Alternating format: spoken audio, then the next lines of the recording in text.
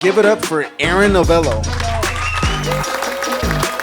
How's everybody doing? So I don't know if you guys noticed, but I definitely noticed. I think I'm gonna, can you guys hear my voice okay? Yeah. Okay, good.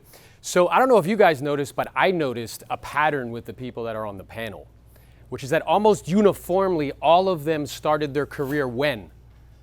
During a marketplace beginning to shift and change. Now, anybody besides me noticing that this marketplace is beginning to shift and change? By a show of hands, yes. Properties are sitting on the market longer. Can't hear me? Okay. So properties are sitting on the market longer. We're not getting as many showings. I was talking to Jim at breakfast this morning. He's like, yep, showings have slowed down, right?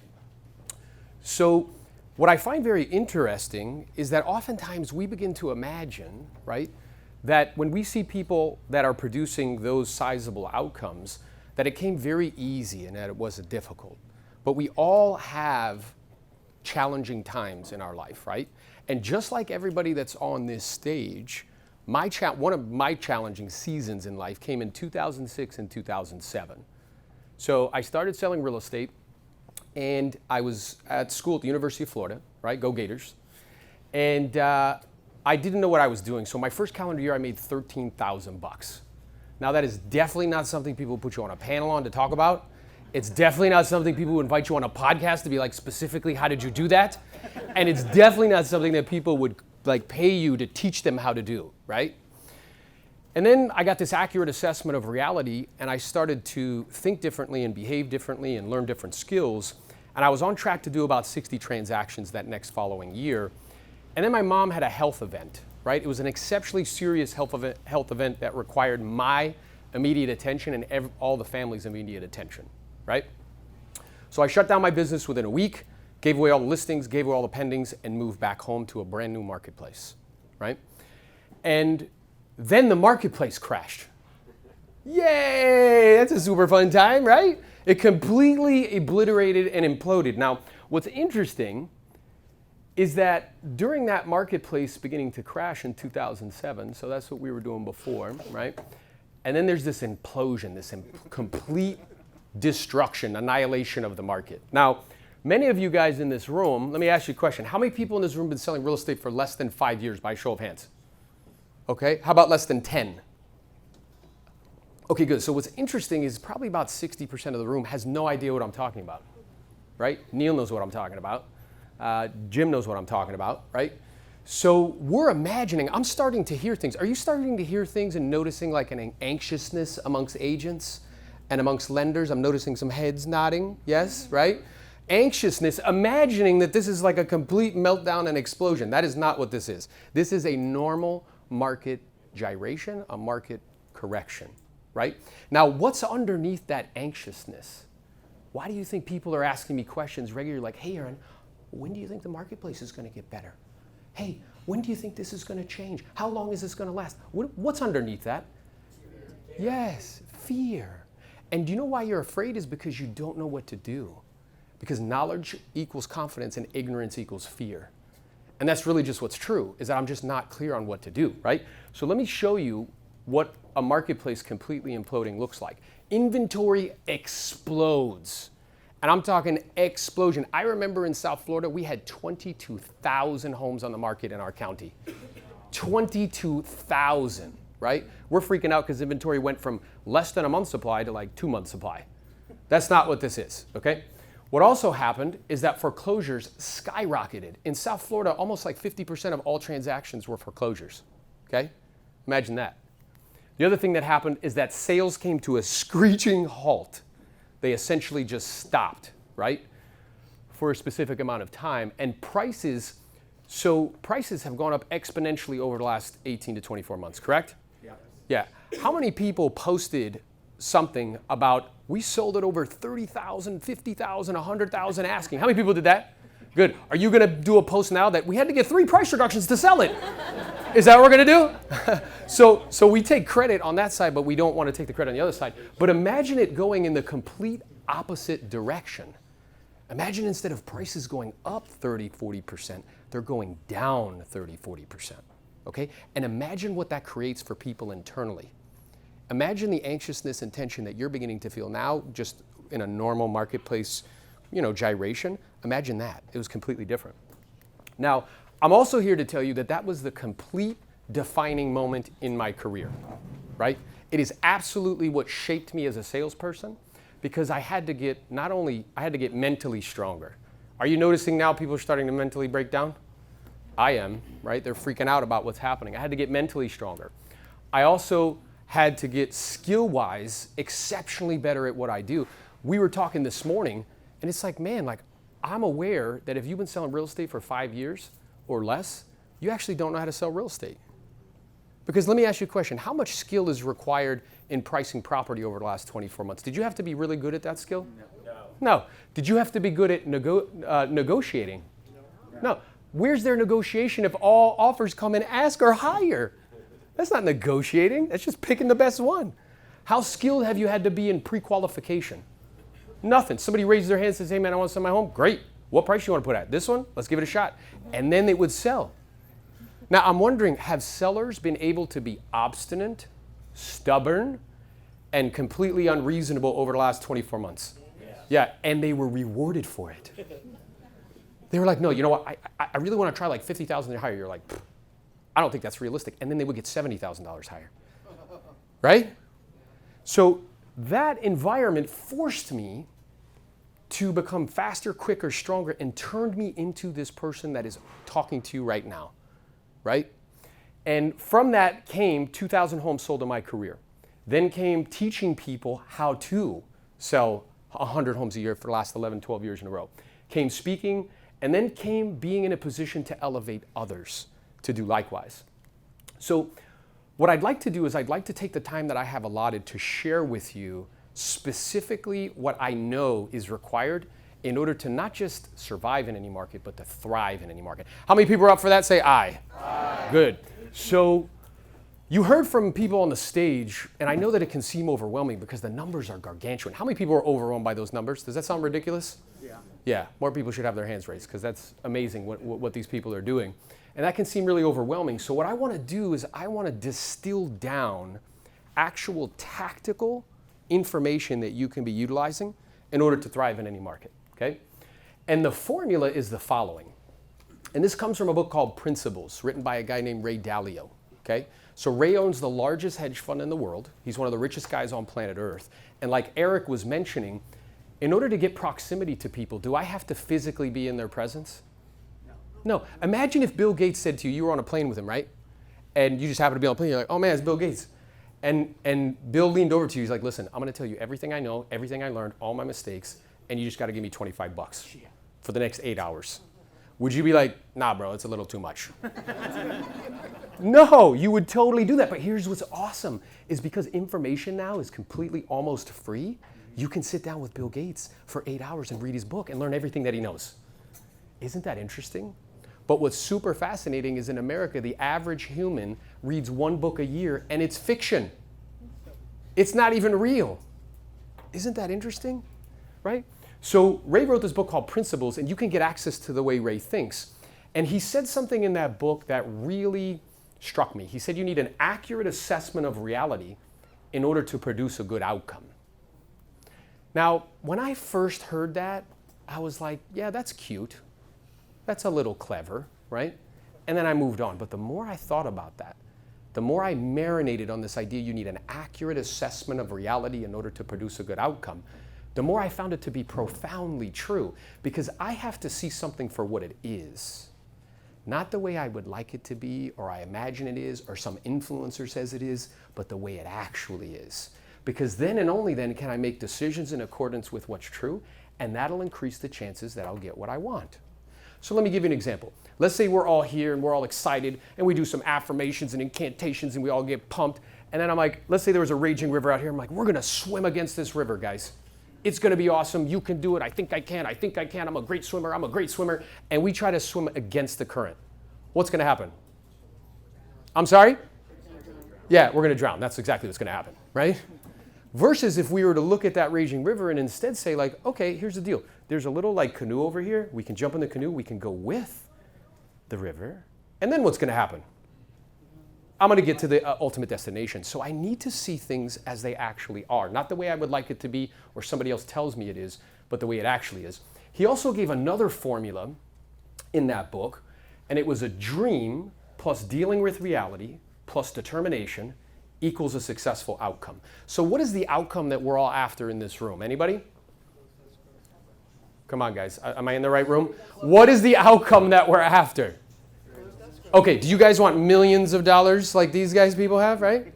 100%. So that's the outcome we're after. We're after deals and income. So what do you think is the hardest part of that equation for most people? Is it the dream? No. Why? Everybody has a dream. If I was to go around this table, everybody has a dream. Different people in it, maybe different situations, maybe different circumstances, different trips we like to take, whatever. But everybody has a dream. Is it determination? Everybody has various levels of determination, right? When I speak to people, they're like, oh man, I want what you have, like, right? Super high levels of determination, some maybe more than others. Is it dealing with reality? Yeah, that's the hard part. That's exceptionally the hard part, right? It's dealing with reality. That's difficult. So Ray's giving us the formula. First, you need to accurately assess reality, then you need to deal with it, okay? So when we look here, with the accurate assessment, first is like, how do I get an accurate assessment? Because anybody besides me, with the flood of information that we get on a regular basis, it's very difficult to determine what's accurate or not. Yeah, and in some ways it's intentional, right? But it's very difficult to understand what's actually true or not. So the first way, as Eric was saying, and that was a gem, right, is that you need to study, right? So if I was to go and look at your library, would I say that you're a serious student of sales? Would I see rows and rows of books on sales and psychology, right? Would I see rows and rows of books on persuasion? That's an interesting question, is it not? Yes. Right? So I need to study because I need to be able to formulate my own assessment, right? Like what is actually true? And I need to study from various different sources of information because that gives me a broad understanding of the landscape. Then what I need to do is I need to triangulate ideas with believable people. So what do you think I mean by the word believable? Who are doing it. Who are doing it.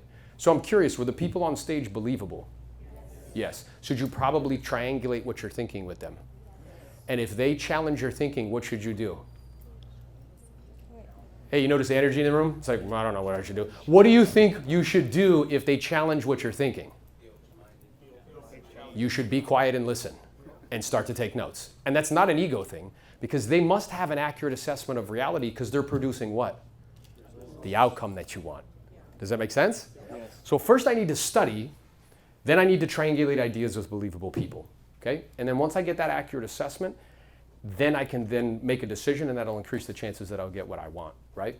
And a believable person, again, this is super important. A believable person is somebody that has produced the outcome that you want consistently over an extended period of time. Is your Uncle Jim, who had his real estate license for 3 years and now does something else, a reliable source? No, you should not listen to that information. Is your, Aunt Sally, who's not a multimillionaire, telling you information about credit scores and money, is that a good place to get information from? No, I love you, Aunt Sally, but you're not a multimillionaire. You don't know what you're talking about, right? So making sure that you're getting access to the right information and then triangulating. So let's study. Let's see where we're actually at. And if you can look at these screens, it would be helpful, okay? So first is from a macro level, right? What's actually going on right now? Because remember, knowledge equals confidence and ignorance equals fear. This is a chart of inflation over the last 41 years. Now, when I say the word inflation, I'm curious, what's your guys' working definition of that word? What does that mean? Higher prices. Louder? Higher prices. Higher prices. I hear that a lot, right? Higher prices. Well, what inflation is when you have too many dollars chasing the same goods and services. Okay? Too many dollars chasing the same goods and services. Why would we have too many dollars chasing the same goods and services right now? Printing. Oh, we printed a bunch of money. That's exactly right. That's exactly right. So I want you to notice something. The last time inflation was as high as it is right now was in the 70s. Do you see that? 9.1 and 9.1. That was the last reading. Okay? So that's where we're at. Now, here's what something called the Fed funds rate is. Who knows what that is? I know we're in a room of agents. At the same time, I always get interesting answers, besides you, Tim, because I know you're the man and you know this stuff. Who knows what the Fed funds rate is? Hey, isn't this fascinating? Well, hey, we're agents, aren't we? We should know this stuff. What's the Fed funds rate? Who raised their hand? Yes? Overnight rate within banks. That's exactly right. So it's the rate that banks borrow money, right, from the Federal Reserve in order to do what they need to do. So if you notice the Fed funds rate in the 70s, when inflation was that high, it was up at 8, 9%. Okay? Neil remembers that, right? You would get like 4%, 5%, 6% on CDs. Wouldn't that be awesome? Right? Now you get like nothing on your money, right? So that's what's happening there. Now check this out. This is mortgage rates since 1975. So in the 70s, look at where mortgage rates went, 8, 9%. We're freaking out over 5.75. That's interesting, right? So this is what's going on from a macro perspective. And then this can begin to shape what we need to do moving forward. Now, what's happening here on a micro level in your marketplace? Now, Jose was kind enough to share this information with me, so that way we can take a look at it. So the top line is inventory in Los Angeles County. So we notice that pattern, and the bottom line is sales in Los Angeles County. What's happening to the sales line? Huh? Flat. And look at where it was in 2021. It was at 7,053. Now it's at 5,538. That's a 20% decrease in sales. Anybody noticing that in your real estate business? Yeah, this is just called reality, right? This is just what's true. Now check this out in Ventura County. What are you noticing? Same thing. Look at inventory. It's climbing. And what's happening to sales? From 906 to 734. This is why, guys, stuff's sitting. This is why you're having to get price reductions. This is why you're having to learn how to present offers that are less than ask. Right, Jose, as masterful as he is, which wasn't that a masterful presentation that he gave? 100%. 3 months ago, he calls me up and is like, hey bro, can we role play presenting an offer that's $80,000 less than ask? Not that he doesn't present that skill. When was the last time he's had to do it? 2 years ago. So we got to dust that thing off, right? We got to get, really kind of dial that in. And then here's Santa Barbara, right? So in Santa Barbara, we see inventory climbing and we see sales doing the same thing, 237 to 182. Okay? So these are called the facts, as Jim Rohn would say, right? These are the facts. This is just what it is. And once we can see what is, then we can make decisions in accordance with what is, so we can get what ultimately we're after and what we want.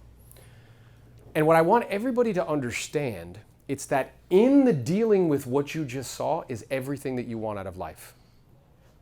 In the dealing with reality is where millions of dollars lie.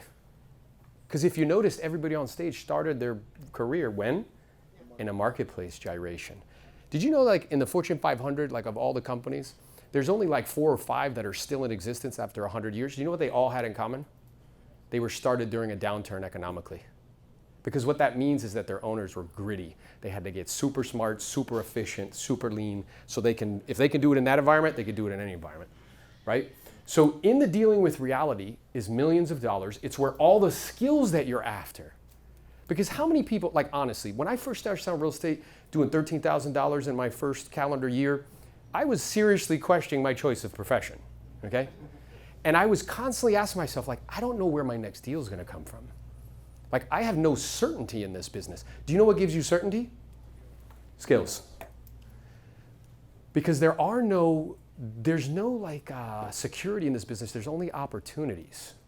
But if I can get my skills to such a degree that 80 to 90% of all the opportunities that presented to me, I can capitalize on, what have I just created for myself and my family? Security. And this environment provides you the opportunity to actually acquire those skills. How many people are excited at that? Say aye. Aye. Good, let's go. Because we have to reframe what we're thinking in this, about what's happening here. And also what's true is that the version of yourself that you're aspiring to, so I don't know about you, but that was like inspiring, watching, and seeing what these humans have been able to accomplish. And the word inspire, inspire in Latin means life, so you're breathing life into, right? Breathing life into your vision.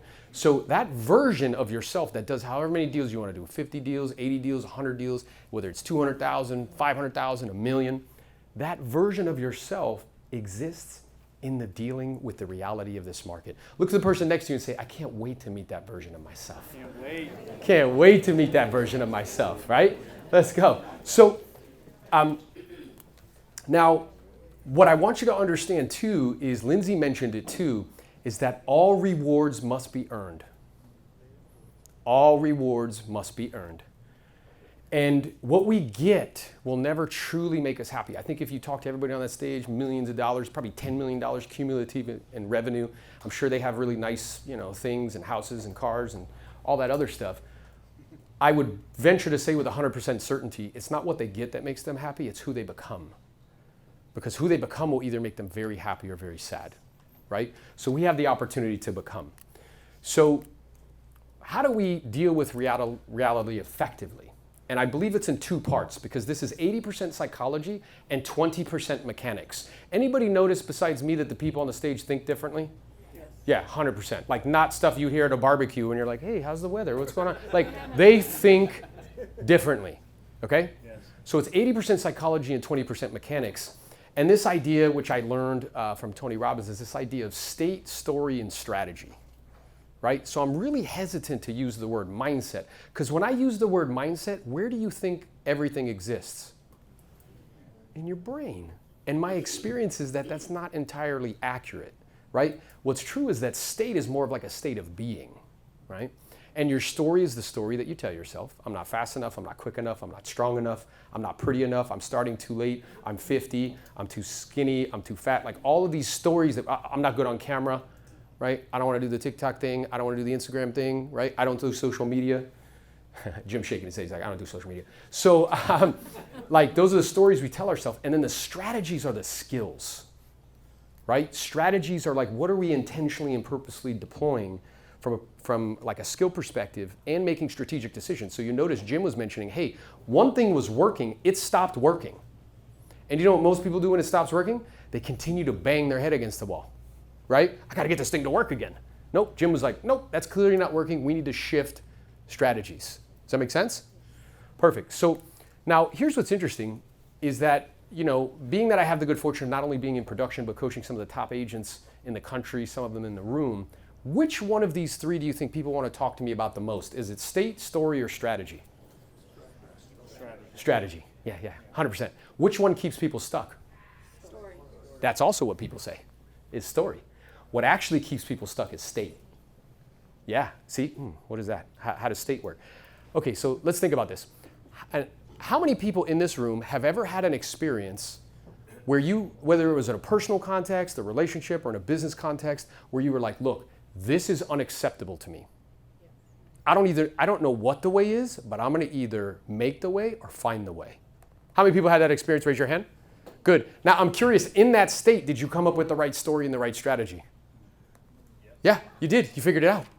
So what's really interesting is it's not strategy or story, it's state.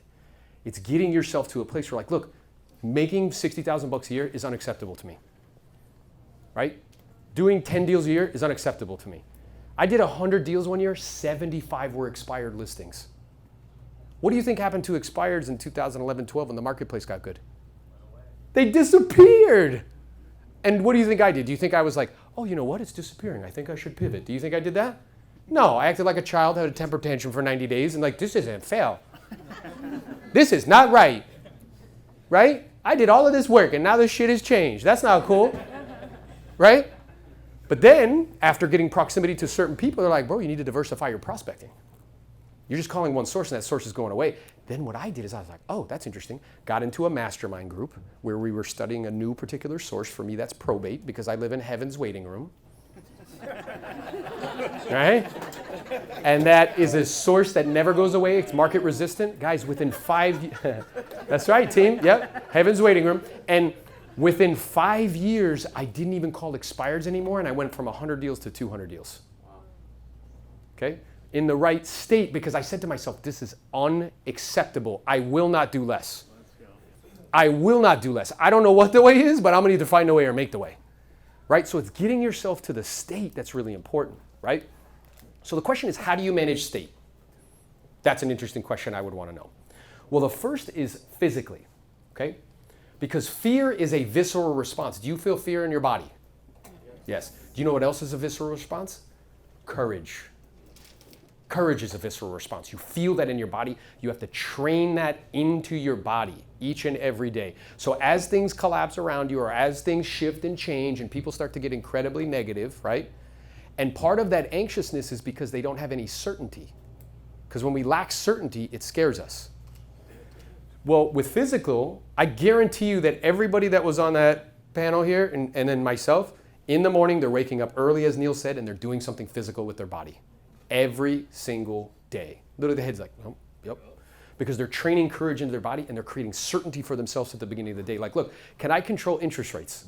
No. Can I control the Fed funds rate? No. No. Can I control mortgage rates? No. No. Can I control what time I wake up? Yes. Yes. Can I control if I do something physical with my body? Yes. Yes. And if you do those things simultaneously, how are you going to feel? Great. Certain and motivated to go do something. So the first is physical. The second is you can miss a meal, right, during the day, but don't ever miss a day of reading. Ever. Okay? Because as stuff's starting to happen, and again, lenders and other agents, they're starting to, what's going on, and crying the blues, it's imperative that I continue to dump things into my brain. What I've been suggesting to all of our coaching clients, look, you need to start reading biographies of people that have overcome like actually serious shit. Not like interest rates going from 3 to 5.75. Okay? Like real stuff, right? Like I read a book last year about, it's called The Splendid and the Vile, and it was about like 68 or whatever days of bombing in England. Consecutively, day after day after day. And you know what they did? They kept doing seminars like this. They kept getting married. They kept having dinner parties. Like they just went on with it, right? And we're like, God damn it, I gotta wait 5 minutes at Starbucks. This shit's not cool. Like that's not, you gotta be more mentally tough than that. You know what I mean? But I gotta be putting information into my head, right? To combat what's happening externally. The third, and you heard it mentioned from the stage, is you have to surround yourself with people that have higher standards than you. So I'm gonna tell a story, and I know Neil wouldn't mind. So I was at a dinner table with Neil in a mastermind group, and I was the absolute smallest fry in the group, right? He was kind enough to allow me to kind of get access and kind of vouch for me. And we're at a steakhouse, and it's one of these steakhouses that are like, it's just ridiculous, like it's silly. There's like 5 butlers in the room, like it's crazy, right? And I'm completely out of my element, okay? And feeling very uncomfortable. And I think Neil sensed this, and he was both kind and also challenging at the same time. So in the middle of dinner, in front of 8 people, I think we're there, 6 people, he just looked me dead in the eye and said, Aaron, how much money are you gonna make this year? And I was like, well, and this was maybe like 8, 9 years ago, I was like, I don't know, like 450, 500,000 bucks. And Neil's response was, why do you settle for that? You say that in most groups, are like, oh my God, you're the man. He's like, why do you settle for that? He's like, do you think I work harder than you? I said, no. He's like, yeah, so like, why do you settle for that? You should be making $1 million a year. I feel like I need to buy you dinner. And then he did in front of 6 people. And made me feel like I was like a little kid. Now, what's interesting is 2 things were happening there. One is Neil was actually being very kind because I think he sensed for me that I was uncomfortable. And the dinner bill was like a lot, right? Like a 10% of my income for the year. So he sensed that I was uncomfortable, and that's nothing to him. So he was actually being kind, but what he was doing simultaneously is he was challenging my standards. What I thought was acceptable, because to him, less than $1 million is unacceptable. And then what's awesome, because I still have somebody in my life who breathes that over me, is it took me, maybe I'm a slow learner, it took me 11 years to earn over $1 million in a year. And when I told Neil, he was like, yeah, congratulations. And then he said, you're never gonna make anything less than that ever again. And that's him again challenging my standards, right? Getting me to think, because you might think it's imposter syndrome. You're like, oh shit, I did that once, can I do it again? Anybody besides me ever felt that? Yeah, you can raise your hands here. Yeah, so like, yeah, I did it once, can I do it again? He's challenging me. So ask yourself a question. How many people in your life right now, candidly, right, no BS, because this only works if you're honest, do you have in your life that actually challenge your standards? Challenge what you think is acceptable physically. Challenge what you think is acceptable mentally. Challenge what you think is acceptable from a business perspective or income perspective. Challenge what you think is acceptable from a relationship perspective. And I promise you, the more people that you will get in your life, if you have the good fortune of having those type of people step into your life, and even if you need to pay to get proximity to those people, it will change your life. Because when you get around people that standards are higher than yours, what's naturally gonna happen to your standards? You're gonna wanna raise them, right? And Jose told a funny story about Sean, and I have the good fortune of working with Sean. he told me about the month, and he's like, yeah, man, I had an awesome month. I'm like, yeah, bro, that's good for part-time. You know, like we start to step that up. And again, that's not me being a jerk or trying to be like I'm better than him. It's more like challenging what he thinks is a lot. Because if he goes around telling himself that that's a lot, what's going to be his cap? That. Right? Okay. So, and then the fourth, and this is a really important one, you have to give way more than what you expect to receive in return. So anybody besides me noticed as marketplaces begin to shift and change, like this scarcity like crawls across everybody's brain? Anybody notice that? And what do they start to ask? Well, what do they start to do? Conserve, right? They start to pull everything back, right? And that's operating from this kind of place of scarcity and not abundance. Like there's not way more than enough, right? So I believe, like I want to exchange with people in ways that are inexhaustibly abundant. Like we did a podcast episode. We shot like 6 podcasts yesterday. And one of the guys that we interviewed, he's partnered with us. And he said on camera, he's like, bro, I feel like I'm stealing from you. And I was like, good, that's what I want. I want to exchange with you in ways where you're like, dude, like you're giving me way more than what I'm receiving in return. Because when you do that, you counteract that like there's not that enough. And I do believe that energetically what we put out is what we get back, okay?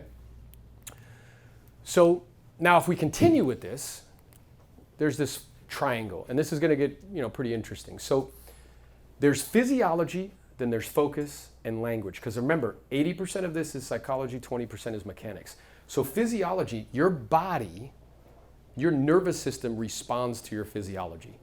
So let's say me and my lovely wife who's in the crowd, Carla there, if we were in a disagreement and it was heated and we're going back and forth and somebody pops in and says something hilarious and I start to laugh, am I going to be able to stay as mad as I just was? No. Why? Pattern interrupt. Because it's a pattern interrupt and my nervous system responds to my body, okay? So physiology becomes really, really important. The second is focus. Because what you focus on is what you feel, and what you feel is your emotional home. It's where you live, not your geographic home. So what are people focused on right now with marketplaces changing? What are most people focused on? Prices going down. Prices going down. What else? Homes falling out of escrow. Deals falling out of escrow, days on market, lack of showings. Now, if you're focused on that, how are you going to feel? Bad. Interesting. Scared, bad, anxious, tense. Now, what I know to be true is that the people on this panel, and including myself and Jose, I'm focused on the opportunity. What's the opportunity that's available to us right now? What are some interesting things that happen when stuff begins to shift and change? Expires go up. What else happens? Oh my God, agents go away. I'm so excited about that. Yeah. How many people besides me are tired of getting offers where you can't find their phone number in the email? Anybody besides me? Hallelujah, amen. How many people are excited to do deals where you're like, bro, I don't even know what language you speak. Like, how are we going to do this, right? You got to get an interpreter on the call, like, to try to do a deal, right? So a tremendous amount of agents go away. And just to give context, in 2009, in my MLS system, there were 18,000 agents in the multiple listing service. The next year, there was 8,000. Yeah, listen, on Instagram, everybody looks like they're balling. I promise you, they're not. Okay? They do 3 deals a year. That's what's happening. Looks like everything's fantastic. So that's a wonderful thing that happens. So what else happens that's really awesome when marketplaces shift and change? So we talked about expireds going up. What else? Oh, that's interesting. They actually need you now. That's cool. What else? More opportunity for buyers. Anybody? So I haven't worked with a buyer in an extended period of time, but I'm very pleased and happy with people that do because they help us to sell our listings. What I'm aware of is how many people that have been showing properties would like to actually have an opportunity to show them. Yeah. Wouldn't that be cool? Instead of like, yo, you're in your underwear, like get out of the shower right now. We got to go look right now. Otherwise it's going to be gone, right? Yeah. Or making an offer where you're not one of 15 and you have to send me, Carla, I looked at her, I'm getting flowers as a listing agent. I literally had somebody deliver a pie to my office. Yeah, bro, like trying to get their offer accepted. So this is good when there's more inventory because they have more to look at. Do you see? But here's what's interesting. As we start to have this conversation about what we focus on, we start to go together as a team with all the positives, what starts to happen internally? You feel better, bro. You start to feel different. Now I'm focused on the opportunity. If I said to you, hey, This is an enormous opportunity. How are you going to feel? Excited. And that's completely different, okay? Oh, the last is language. Now, language is very interesting because in the Bible it says life and death is where? In the tongue. That's exactly right. So I can breathe things into existence with my words, or I can tear them down, okay? So I was on a call recently, a group coaching call, and a woman actually said to me out loud, the last time the marketplace changed, what did you do to survive? That's an interesting word, isn't it? Now, when I heard the word survival, what does that have to do with? Life and? Yeah. Interesting. If that's what I'm focused on, how am I going to be feeling? Isn't that interesting? And what's my physiology probably going to be like? Oh, me, right? All slumped over, whatever. So just by her language, I can tell what she's feeling. And based on what she's feeling, I can tell what her physiology is. And I can also tell with a high degree of probability, is that person going to deal with reality well? Are they going to be able to produce the outcomes well? Nope. So this is why this stuff is so important. Physiology, focus, and language. Now here's where it gets trippy, okay? So physiology, focus, and language creates your identity. It's who you think you are, okay? Now what do physiology, focus, and language all have in common? I'm sorry? You can control them. Now that gets interesting. Because if I can control them, what does that mean about my identity? I can change it. Wow. So this guy that's on stage has sold 2,000 homes in his career, coaches some of the top agents in the country, has online classes in 23 countries and 8 languages. I made him up through physiology, focus, and language. I promise, if you met me when I was 13, I had a little baby mustache and aviator glasses, okay?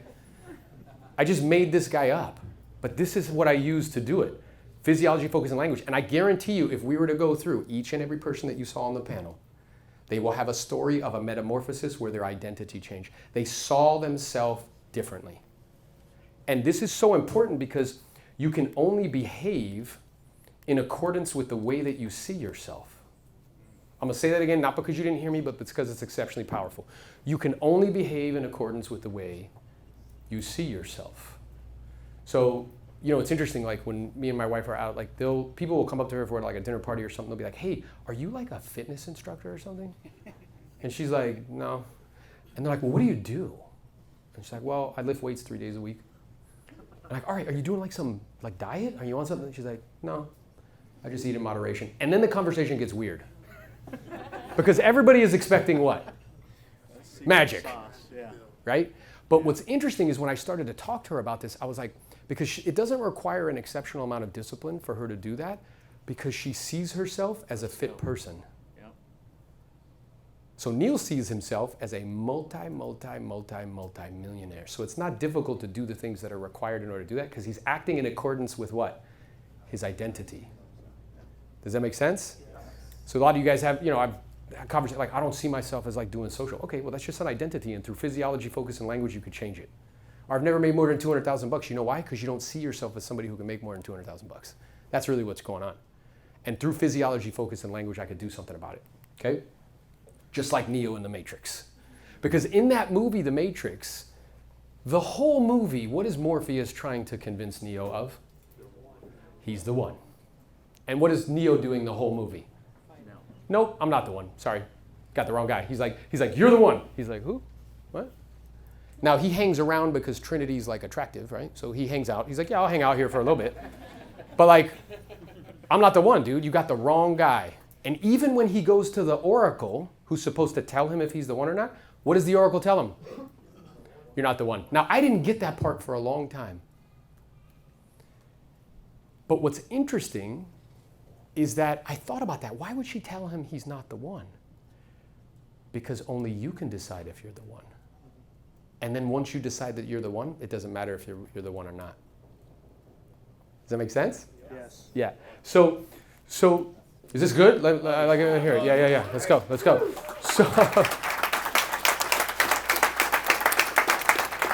So only you can decide if you're the one or not.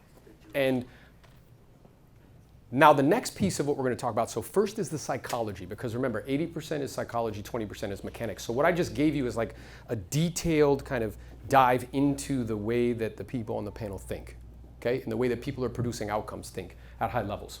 Now we're gonna get into the second component because it's not just thinking. I can't just sit in a room and be like, oh yeah, like that's pretty cool, and like, you know, physiology, focus, and language, I'm gonna work on that, and then poof, $1 million shows up. No. You actually have to be competent. Now here's what's interesting about the time frame that we live in at the moment, is you no longer have to be competent in order to be famous. And that's screwed up, right? Because it warps our thinking. We start to listen to people that actually haven't done anything, okay? So I have to be competent. Again, remember, all rewards must be earned, period. It's the way like nature works, right? So when times get tough, only the skilled get paid, okay? When times get tough, only the skilled get paid. Now that's a process that's starting to happen. Okay? It takes months for things to move through a marketplace. This isn't like equities or like the stock market where it turns on a dime. It takes months. So when you raise interest rates faster in 6 or 7 months than you have in the last 30 years, it takes a cycle to work that through the system. And that's what we're starting to experience. Okay? But when times get tough, only the skilled get paid. So what are the skills that we need? If you're taking notes, write these down. The first is pre-qualification. Pre-qualification before you go on any appointments or go and visit anybody. Now, why do you think in a marketplace that's beginning to shift and change that pre-qualification becomes so critically important? I'm sorry? You don't waste your time. That's exactly right. And it's not something that we've had to be particularly skilled at over the last 24 months. You're going to have to be skilled at it. It's not optional. Okay. The second is the pricing portion of the listing presentation. So you saw Jose skillfully walk somebody through self-discovery. Now, did you notice, did he tell them what the price should be? No, what do you guys do? You go in and like, I study homes and prices every day, therefore I know what I'm talking about. So you need to do what I want because I know and you don't. Now, what's interesting is that is for a time frame that doesn't exist anymore. Because when Neil started selling real estate, guess what? If you wanted to know anything about anything real estate-wise, you had to talk to an agent because they had a monopoly of information. There was literally, and I know this is going to blow your guys' mind, there was a phone book of listings. Okay? You had no idea what the neighbor sold for, what homes are on the market. Like literally, we were the complete gatekeepers of information. Is that still true now? No. So why are you pretending like it is? Why are you still presenting to people in a paternalistic way, like I know and you don't? That's not the world we live in anymore. I guarantee you, they are looking at their stuff on all of these sites more than you are. They know just about as much as their property as you do. Why are we still presenting them into a way like they're ignorant, that they know nothing? That's foolish. It's silly. So you have to get very skilled at helping people to self-discover. The third is price reductions. Just by show of hands, just to get it like a visual, how many people, if you have a listing, which is cool, if it's just a listing, how many people have had a listing in the last 6 or 7 months that you had to lower the price on? Wow. Look around the room. Keep them up, up. Look around the room. Yep. You see what's happening here? Guys, now I'm curious, do people just, are you like, hey, do sellers call you up and be like, you know what, you're really trying hard on this listing. And you know, I've been thinking about it. Me and the wife sat down and thought, like, we should go ahead and lower the price $50,000. Is that what happens? No. They fight, kick, and scream the whole way. Why? Because the majority of Americans have almost all of their net worth tied in where? Because of that, they hold on to it like that, right? They are attached to it, and it becomes very difficult to look at it as a commodity that's bought and sold. Almost impossible, like it's very difficult. So I have to be exceptionally skilled at helping people to self-discover. The fourth one is presenting offers that are less than the asking price. Now, again, by a show of hands, I'm curious on this one. I don't know what the outcome is going to be. How many people have had an offer that came in less than ask in the last 90 days? Look at what's happening, guys. That's right. This is reality. This is what's happening. So if I don't have the skill set of presenting that offers, what's going to happen? You won't get them accepted. And who's really going to be harmed by that is not you. It's going to be the people that you're serving. Because you don't have the skills to help them to make a decision that's going to actually get them what they want. And that's our job, right? I remember I learned this from Neil. Neil was like, look, my job is to help you to make it. It's not to make the decision for you. It's to help you to avoid making a poor one. Right? And that's critically important as the marketplace begins to shift and change. So let's look at the pre-qual. So the way I think about the pre-qual, and my brother-in-law who made these slides for me, he's a Marine, so he always gives me like Marine type references. He says, clear the house room by room. That's his idea, clear the house room by room. I'm like, really, bro? Okay. So, but he's right. I clear the house room by room. So what this is I'm going to be looking for a few things. The first is motivation. Have you had to be really focused on motivation over the last 18 months as things were like rock star super hot? No, it didn't really matter. But if you break that word down, because in the past, motivation over the last 18 months was based almost exclusively, sometimes they want to accomplish things, but a main piece of the motivation was price. If you could get me this, I'll sell. And you could be like, yeah, I could get you this, and you would, but it had nothing to do with you. It was market conditions, right? So now, if you break the word motivation down, it's motive to take action. Now, what's a motive to take action? What would be an example of a motive to take action? Have to. And why do people have to? Wait, it's all at once. This is good. What? Divorce. Divorce? Birth? My favorite? Death? What else? Job relocation. Huh? Job relocation. Job relocation? Yeah, these are called life events. Like, I just want a little backyard for my dog. That's not a life event. You know what I mean? Like, I just want like a little extra space for this like little man cave I want to make. That's not a life event, right? Because they're not going to be willing to put up with the uncertainty and volatility in the market. It must be a life event.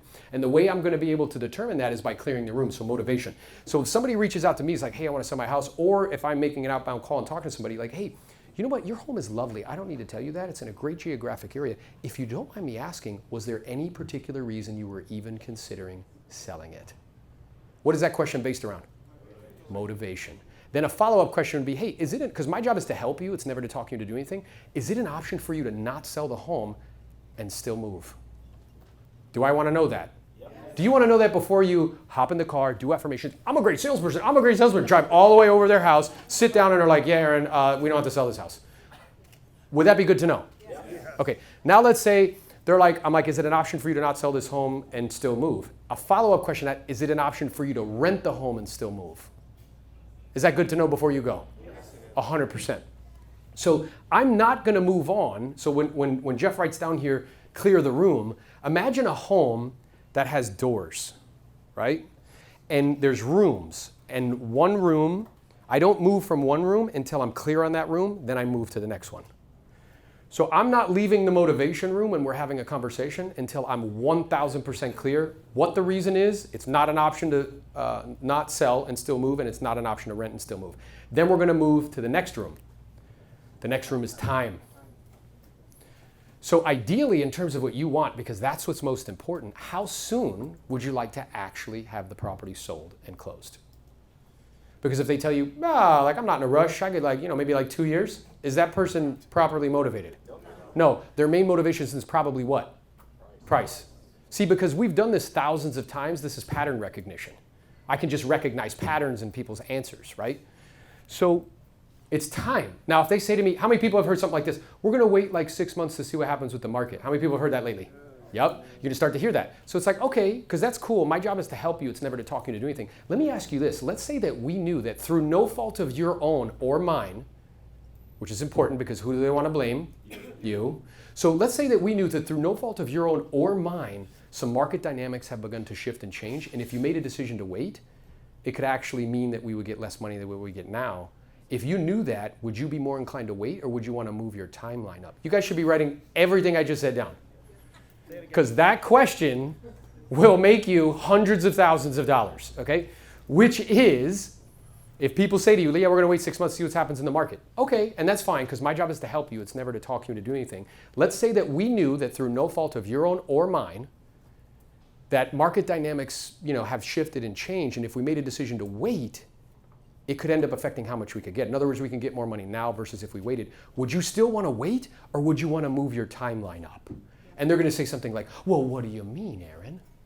And I'm going to say, well, just by you asking me that demonstrates that we should get together and discuss the options. May I make a suggestion? Now what we're doing, setting an appointment. Does that make sense? Yeah. Okay, so time. The third is decision makers. Okay, how many people besides me ever gone on an appointment, got super excited, realized, sat down, all decision makers weren't there? Yeah. Yep, right? And then you're like, yeah, I think I got it. I think we did really well. And then the next person had all the decision makers there, and what happened? They got the contract signed. So decision makers. So it's like, hey, I've only spoken to you. I can see here that there's someone else on title to the property. I can hear in your voice that you're really interested in proceeding and getting this property on the market. How do they feel about it? Why is that important to ask? Have you ever had somebody where you sit down and the wife's like, yeah, we want to sell, and the husband's like this, arms crossed? Yeah. I don't think I want to sell, right? I need to know this before I go, otherwise I'm going to waste an exceptional amount of time. And I promise you there's nothing more debilitating to your attitude, like to your excitement, and kind of deflating as going on unqualified appointments. It will destroy your level of enthusiasm and excitement. So I have to get very, very good at this conversation, okay? The next piece I got to get really good at is the pricing portion of the listing presentation. And as I mentioned earlier, presenting price paternally like I know and you don't is foolish in an environment where they have access to more information and study it probably more than you do. Like Jose says, like me and Jose might go on appointments. I don't even know the home. I've never even been in the neighborhood before. Do you think they've been looking online at their property daily on these sites? So why am I imagining that I'm going to go in there and get into like this intellectual battle with them and be like, I know and you don't? What is that going to lead to? Confrontation. And then usually, does confrontation end with a contract signed? No. And you're like, yeah, goddammit, I showed him. It's only worth 800. And then what happens? He lists with somebody else, and what happens? It sells. So I need to get really good at helping people to self-discover, okay? So an idea would be, is that it would sound something like this. Like, look, we're going to look at some information together as a team. And what we're going to see come to the surface, guys, is not a pinpoint to the penny in terms of price. Instead, what we're going to see is a very tight, realistic range as to what's going to be reasonable. And then from there, it'll come down to strategy, because how we choose to price something is a strategy in an attempt to get the most. And we'll go over those strategies together because I want you to feel comfortable with the one you end up choosing. And whatever you decide, I'll support you 100%. Fair enough? Yeah. Now think about, like, when you hear that from me, does that seem collaborative? Yeah. Yes. Does that seem like you're in control? Yeah. Yes. Do you like to be in control?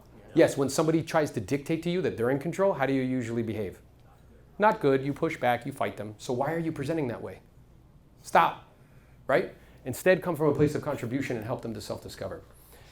And then another thing that I say to them too, so again, how I mentioned to you that sellers, the majority of their net worth is tied up into their house. So because of that, they have a difficult time being able to look at it as a commodity that's bought and sold. And there's something called the endowment effect, which is that because it's mine, I think it's worth more, okay? Psychological. So like, there was a comedian said, you ever notice that my stuff is stuff and your stuff is shit? Right? And that's how we think. Because it's mine, it's better.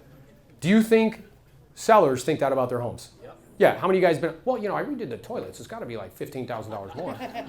No, I don't know if you know, Aaron, like the mallards, they come to my backyard and I feed them. That's got to be worth like 30,000 bucks. Right? So what I'm aware of is we need to counteract that. So something you can say to them is like, look, so my experience is as we review this information, right, it's exceptionally helpful to really try to do our best to look at this through the eyes of the buyer. Because I am aware that the buyer's hat is different than the seller's hat.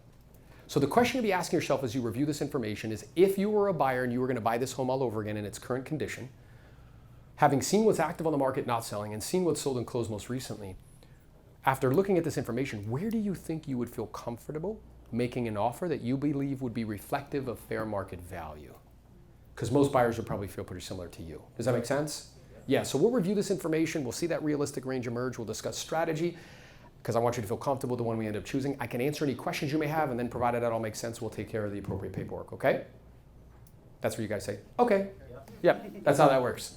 So I need to get really good at that, right? The next thing I need to get really good at is price adjustments, and I'm going to give you a formula for that. Because I don't know about you guys, I saw this meme, which I thought was really funny. It was like, hey, for all agents that are 2 years or less, a price reduction is where you have to call the seller and ask them to lower their price, right? Because it's not something we've had to experience. So there's a formula. When you get on the call, first you state the intention, okay? So, the intention of this call today, Jim, is to really go over some information, because I've done a lot of homework in preparation for this call. Talked to a lot of other agents, got feedback as far as showings, and my intention is to give you the advice that you need so we can have this home under contract in the next 30 days. Fair enough? Yep. Fair. Explain what's happened. So we've been on the market now for 21 days, and in that time frame, we've had 6 showings. Were you aware of that? Oh yeah, you guys have been letting me know. Good. And what that means is that what we're doing is working. right? Prospecting, we're driving traffic into the property, things of that nature. At the same time, having that number of showings and no offers, it's actually beginning to concern me. I'm like, well, what's concerning you, Aaron? Well, the marketplace is showing us that they see enough value to look, they just don't see enough value to buy, right? Now we revisit motivation, right? You were kind enough to share with me when we first put the property on the market that the main reason you were looking to sell this home is you were looking to move to Texas.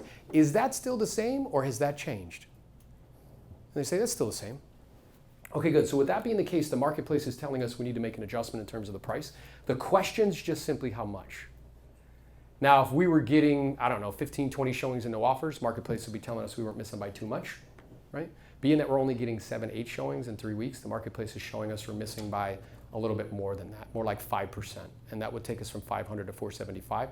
Do I have your permission to go ahead and put that in so we can get this home sold for you? Then you close. And then you're quiet. Now, what most of you guys are doing is you're anxious to make the call. How many, honestly, no bullshit, how many people are anxious to make that call? Yeah, it's uncomfortable, right? And part of the reason it's uncomfortable is because I think agents present price like, I believe, you attach yourself to it. I think we could do this, I think we could do that, I think that's a good number. So then when it doesn't happen, you back yourself into a corner because then they start to say, well, Aaron, you told me, right? And that's problematic, right? So you're anxious to make the call. Once you make the call, you're beating around the bush. Take like 10 minutes to get to like the actual what we're going to talk about. It's like, well, yeah, we've been having showings and, interest rates and yeah, this stuff's going on and yeah. And then what do they start to do immediately? Because they know what's coming. Fear. They start to object before you're ready. Throws you off guard. Like, well, can't you put it in the Wall Street Journal? You're like, huh? What? Hey, can't you put it on like CNN? What? Huh? And I get caught off guard. And then it throws me off. This strategy, what it allows me to do is imagine we were playing baseball. If I'm not ready for the pitch, if I'm looking up in the stands before the pitch comes, what's the likelihood I'm actually going to hit the ball? Very small. Versus if I do this, you do it properly, it only takes 2 or 3 minutes to get through it. I tell them what they need to do, they close. Then what do they start to do? Object. But now I'm ready for it. Right? Calm, clear, like throw the fastball. Okay, I'm ready. Right? Versus the other way. So we have to get very, very good at this skill. And then the last skill that we need to get exceptionally good at is presenting offers because we haven't had to be good at this particular skill. Now, I've noticed when I hear agents, I'm like, all right, well, tell me what you're doing, right? And I'll notice them try to convince the seller to take the offer. Now, how many people besides me have ever had somebody try to convince them of something? How does that feel? Not great. And what is your natural disposition, even if you want to do it? Resist. So why do we continue to present offers that way? Yeah, like I think, in light of everything that's going on, like I think it's a good offer, you should take it. And then what happens? They start to be like, what? Like why? Like can't we just do this? Can't we do this, that? And now it's like a combative. Now it's an argumentative.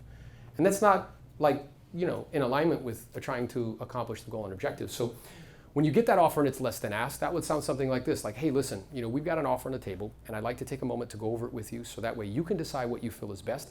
And I want to be clear, whatever you decide, I'm going to support you 100%.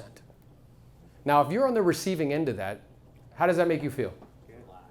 Relaxed. And are we in alignment? We're on the same team. Does that make sense? So and you heard Jose say, like right out of the gate, like whatever you decide, I'll support you 100%. They're like, okay, the gloves come off. Because I'm curious, if you're like need a move and you got to make it happen and you get an offer, how are you going to be feeling internally a little bit? Tense. If you hear what's going on in the marketplace and interest rates, how are you going to be feeling when you get an offer? Yeah, like tensed up, right? So it's like, hey, this is not a big deal. We got an offer, which is really exciting. We'll go over it together and whatever you decide, I'll support you 100%. Now, I would then go over the terms and conditions of the offer, and then I would give them 3 options. Now, I'm curious, as a consumer, do you like options? 100% you do, right? So I'm going to give you 3 options. So the first option is that we can accept this offer, right? And I have been seeing a lot of sellers, due to market dynamics and conditions shifting and changing, they have been deciding to do that because they see the uncertainty and volatility in the marketplace and they don't want to deal with that moving forward, okay? The second option, which is also an option to you, is we can just flat out say no. Send them away, start the process all over again. Now, in doing so, I just want you to be clear, there's 2 things that I don't know with a high degree of certainty. Number 1, how long it would take to get another offer. It could take a week, it could take months. Like, I don't know that in this current environment. The second is if we did get another offer, if it would be any better. I don't know that either, right? And then that leaves us with the third option, which is that we could counter. You know, my suggestion always is if you do decide to counter, you make it a very reasonable one that they would strongly consider, if not accept. Reason being is as marketplace dynamics have shifted and changed, inventory's gone up by 15 to 20%. They have more options to choose from, and I wouldn't want to see them go someplace else instead of buying yours. So my question is based on what you're looking to accomplish and why, based on the time frame you'd like to make this happen in light of the marketplace that we're in, which one of these three options do you think would serve you and your family best? Now, is that a little bit different than, hey, I think you should take it? Yeah. Yeah. Right? Are you going to get a different response? 100%. Are they going to be more cooperative? Yes. Yes, 100%. Now, if they start to push back, we think that we're thinking beings that feel when we're really feeling beings that think. I know, she's like, what? So we think that we're thinking beings that feel when we're feeling beings that think. So when they start to push back, we're going to revisit motivation. So they're like, yeah, I think, I don't know, I'm not excited about this offer. Yeah, I understand. And I understand why you wouldn't be overly excited about it. At the same time, you were kind enough to share with me that the main reason you want to sell this home is you want to be closer to your grandkids. Now, I'm wondering, is it an option for you to not sell the home and still be closer to your grandkids? Do I know the answer to that already? Yes. Is it an option for you to rent the home and move out to your grandkids? Do I know the answer to that already? Yes. Yes. It's like, okay, and I guess I'm curious. Let's say you sold the home and you got closer to the grandkids. What would that do for you? Well, I'd be able to do this, this, and this. Okay, and let's say you got this, this, and this. How would that make you feel? Oh, it'd be fantastic. I can be there for them. Blah, blah, blah. Okay, and I'm wondering, at this stage in your life, how important is that to you? Right? Critical. How important is it? Oh, it's super important. Okay, so with that being the case, we have two options. We can either accept the offer the way it's written, or we can counter, and if we counter, make it a reasonable one that they would strongly consider, if not accept, because inventory has gone up, and we've started to see sales go down by about 18 to 20%, and I don't know when we're going to get another offer that would be equally as good or better. Then you know what they're going to start to say to you? They're going to be like, oh man, do you really think we may not get an offer? I don't know. I don't have a crystal ball, so what do you think we should do? Well, maybe we can counter, but I don't want to make it too much of a counter because I don't want them to go away. But because we linked it to their motivation, now they're more apt to think clearly. Does that make sense? Good. So, yep.